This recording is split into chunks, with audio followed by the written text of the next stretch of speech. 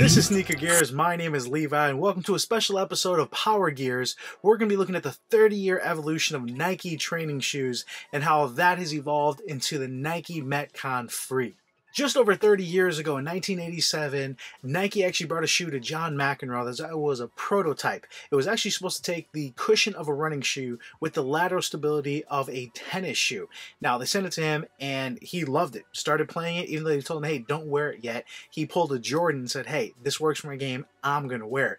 Now, this shoe is known as the Trainer 1 and was so good, even athletes such as Bo Jackson were able to use it in sports, in football, in baseball, where it just gave great lateral support, and that evolved with the Trainer 2, 3, the SC. In the 90s, I think the most popular cross-training shoe was the Griffey line, and that was in the late 90s, where that gave you kind of full Air Max units, where you had lateral stability, you had cushion, and it's a shoe that, again, cross-training. You can use this for running, you can do it for a variety of things.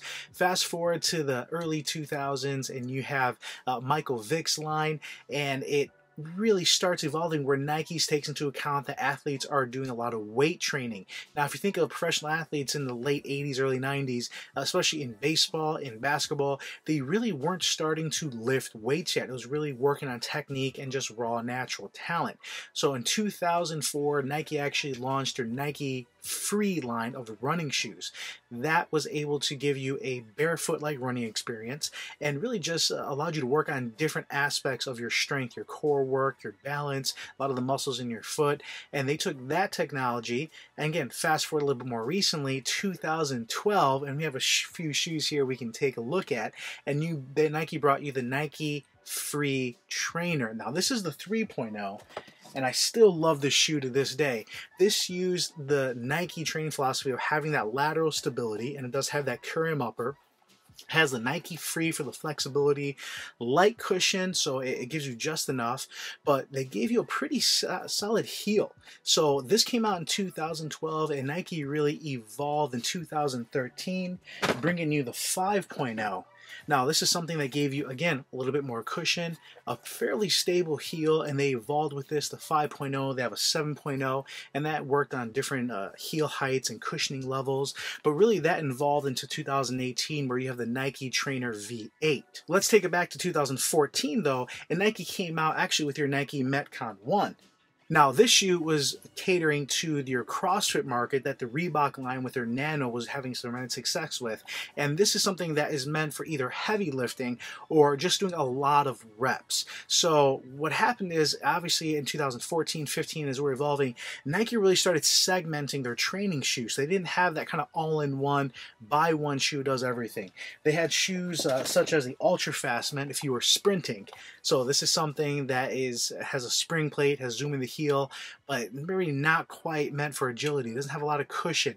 You have something like the Zoom Command, and this is something last year where they've had different versions of this, where this has a lot of lateral support. This has Zoom Air Cushion, which is low to ground, great impact.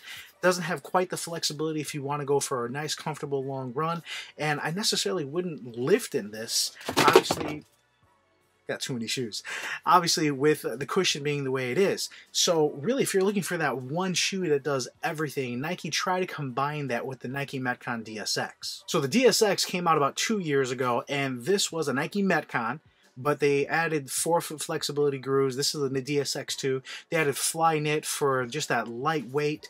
It does have some lateral containment with the fly wire cables. So this is something that kind of did a little bit of everything, but they really didn't perfect it and give us what we're all looking for until 2018 in the Nike Metcon Free. So your Nike Metcon Free is really taking the evolution where even in 2018, Nike has a new Nike Free. It's really comfortable. I'd love to do a review for you guys, but unfortunately, I'm still buying a lot of my shoes.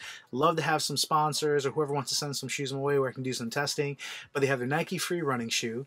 You have your Nike Free Trainer, which is your V8 or version 8. And if you look at this shoe and look at the version 8, you're going to notice a lot of similarities with obviously this now being a Nike Metcon. So this is going to give you that durability, the stability for lifting, and a little bit more lateral support. So this is a shoe that no matter what you're doing, it really does excel in pretty much every area, even though it's maybe not the best in any one single area. Just working our way up, You have the forefoot flexibility, have a little bit more cushion than what you're getting in any of your Nike Metcon line. You have your midfoot kind of shank and stability here that's giving you the support for rope climbs or just durability. And then even in the back, if you notice, it has cutouts here, but this isn't moving. So this is something that's going to give you the stability for lifting. Nice plastic guard here if you're doing any handstand push-ups. And then the fit on this, it actually uses an exaggerated heel cup coming all the way around, really pulling you into the shoe. Now the fit on this is not going to be as nice as Nike Metcon 4. And what I mean by that is Nike Metcon 4 is 4 generations in, and it really has been fine-tuned where overall it fits really well.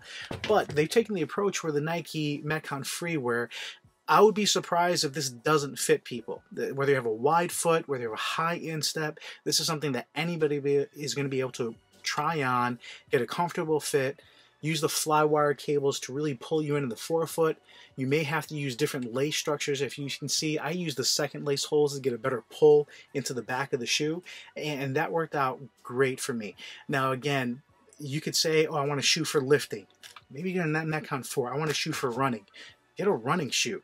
But to have a shoe that really does everything to a high degree is very difficult in this market. Now, if I don't know what you're training for, if I don't know what kind of athlete you are, in 2017, the best overall training shoe out there was the Reebok JJ Watt 2. And for 2018, at least right now, it actually is going to be the Nike Metcon Free. Now, that doesn't make this the best CrossFit shoe, doesn't make it the best workout shoe, but it makes it the best shoe no matter what facet of training that you're doing. You're going to be able to find a shoe that does really well in all regards. Well, hopefully that helps a lot of you guys out, a lot of the athletes out there. If you're kind of wondering what the Nike Metcon Free is, what the differences are, I will do a full comparison on the Nike Metcon series as far as what is the best Nike for you, because they're all going to be a little different, and Nike really has proliferated that line. And I definitely want to do kind of a CrossFit training shoe comparison so you guys have a better idea on what shoe is going to be best for each athlete. But as always, really appreciate you guys. If you like this video, give it a thumbs up, subscribe down below. If you have any comments, questions, please shoot them there, and I'll do my best to respond. Follow me on Instagram, Facebook, Twitter. Let me know what you guys are looking for, and I'm happy to help out as always. This is Levi with Sneaker Gears. Really appreciate you guys, and I'll be back soon.